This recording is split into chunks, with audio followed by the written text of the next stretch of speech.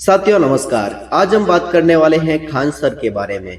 हाल ही में उनकी कोचिंग पर एक हमला होता है और उनके सुरक्षाकर्मी जो गार्ड थे वो बुरी तरीके से घायल होते हैं।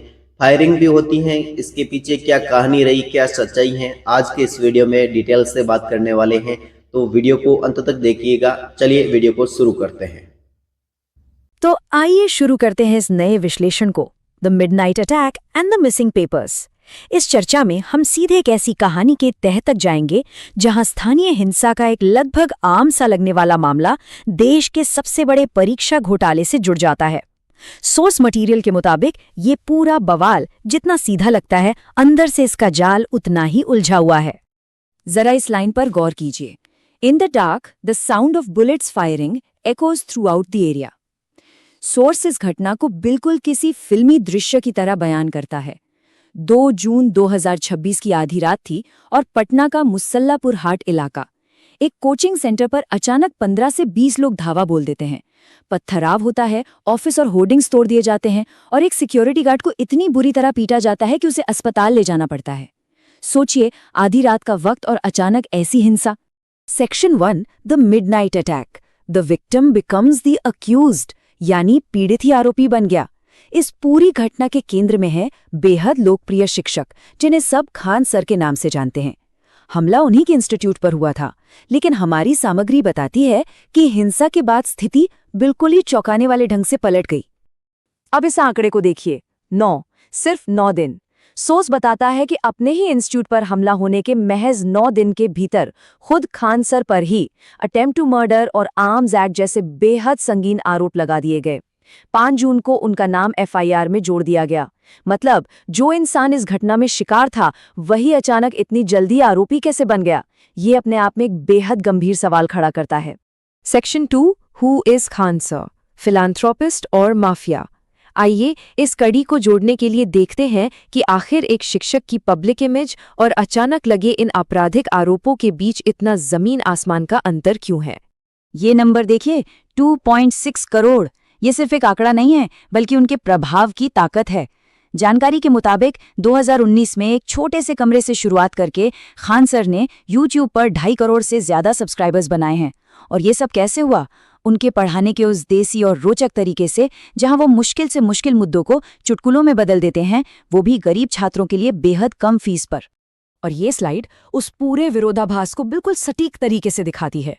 सोर्स के अनुसार एक तरफ तो उनका परोपकारी काम है, वो एक ऐसा हॉस्पिटल चलाते हैं जहां ब्लड टेस्ट सिर्फ 7 रुपए में और ईसीजी 25 रुपए में हो जाता है।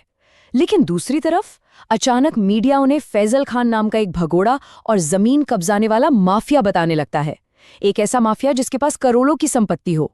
एक शिक्षक की छवि में अचानक आया ये बदलाव सच में हैरान करने वाला था। Section 3, the media crackdown, a narrative shift. अब आइए समझते हैं कि अचानक कुछ मीडिया चैनल्स की तरफ से ये तीव्र हमला क्यों शुरू हुआ और पुलिस जांच ने इतनी जल्दी अपना रुख क्यों बदला। यहाँ दोनों पक्षों के दावे बिल्कुल एक दूसरे से अलग हैं। शुरुआती पुलिस जांच की अगर बात करें तो वहां फायरिंग का कोई सीसीटीवी सबूत नहीं था। फिर अचानक एक वीडियो सामने आता है जिसमें खान सर की गार्ड्स हवाई फायरिंग करते दिख रहे हैं।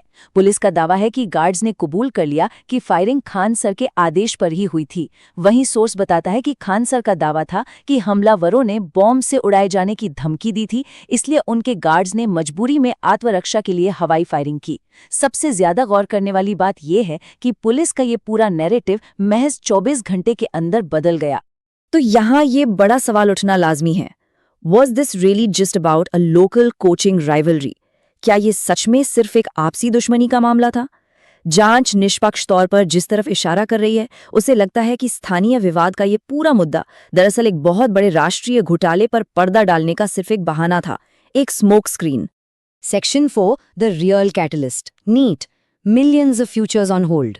सोर्स का मानना है कि इस विवाद की असली जड़ यहाँ है, कोई आपसी दुश्मनी नहीं, बल्कि एक बहुत बड़ा राष्ट्रीय परीक्षा घोटाला। 22 लाख, ये आंकड़ा अपने आप में इस मामले की गंभीरता को बयान कर रहा है। तथ्यों के अनुसार 3 मई को नीट मेडिकल परीक्षा का पेपर लीक हुआ था। इस एक लीक से लगभग 22 लाख छात्रों का भविष्य पूरी तरह आधार में लटक गया। और ध्यान दीजिए, ये कोई आम परीक्षा नहीं थी, ये उन लाखों गरीब परिवारों की आशाओं से जुड़ा मुद्दा था, जो गांव से आते हैं और अपना सब कुछ दांव पर लगाकर पढ़ाई करते हैं। इसी बवाल के बीच ये कड़ी सामने आती है, the problem was that the papers were leaking from the places where they were printed. स्रोत बताता है कि जब सरकार ने आगे पेपर हवाई जहाज से भेजने की बात कही तो खान सर ने इसकी कड़ी आलोचना की। उनका बड़ा क्लियर कहना था कि समस्या ट्रांसपोर्ट में तो है ही नहीं, समस्या वहां है जहां पेपर छप रहे हैं। इस तरह Khan sir national testing agency और पूरे सरकारी सिस्टम के एक बेहद मुखर और कड़े आलोचक बन गए। Section 5, unpacking the timeline, connecting the dots. यहाँ से हम स्रोत के सबसे मजबूत तर्क की तरफ बढ़ते हैं, जहाँ हम इन सभी घटनाओं को क्रमबद्ध तरीके से जोड़कर देखेंगे। तो होता क्या है, एक टेलीवाइज्ड बहस के दौरान मीडिया एंकर अंजना ओम कश्यप ने पेपर लीक के इस पूरे हंगामे के लिए उल्टा शिक्षकों को ही जिम्मेदार ठहरा दिया। कहा गया कि ये सब यूट्यूब व्यूज और पैसे कमाने के लिए हो रहा है। इस पर खान सर ने तीखा पलटवार किया। उन्होंने एंकर की कड़ी सार्वजनिक आलोचना की, उन पर सरकार से सवाल न पूछने का आरोप लगाया और ऑन एयर उन्हें फेक न्यूज की दुकान कह दिया। आप जरा इस टाइमलाइन पर नजर डालिए और कड़ियों को जोड़िए। स्रोत का तर्क है कि खान सर पर जो फिजिकल और कानूनी हमला हुआ वो दरअसल उनकी बेहद मुखर आलोचना का एक सीधा नतीजा था।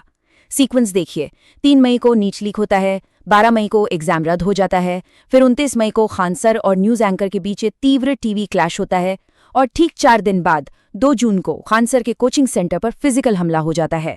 बात यहां नहीं रुकती, 7 जून को एंकर उन पर 2 करोड़ रुपए का मानहानि का मुकदमा दर्ज कर देती हैं। ये सभी घटनाएं आपस में कितनी जुड़ी हुई लग रही हैं। Section 6, silencing the students, defaming a movement.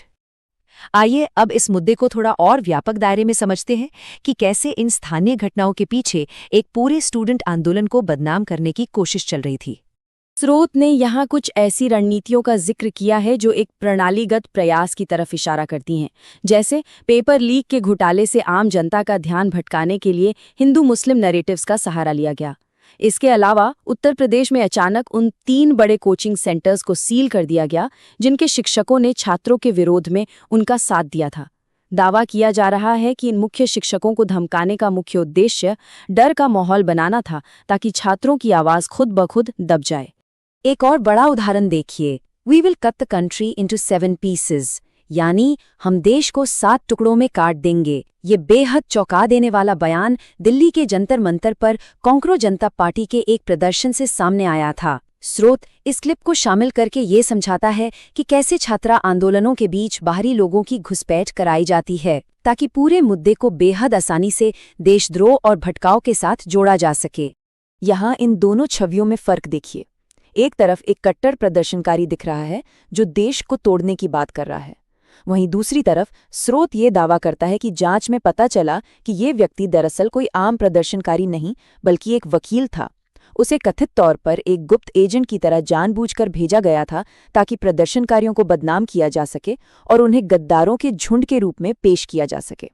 Educate, agitate, organise, यानी शिक्षित बनो, आवाज उठाओ और संगठित हो।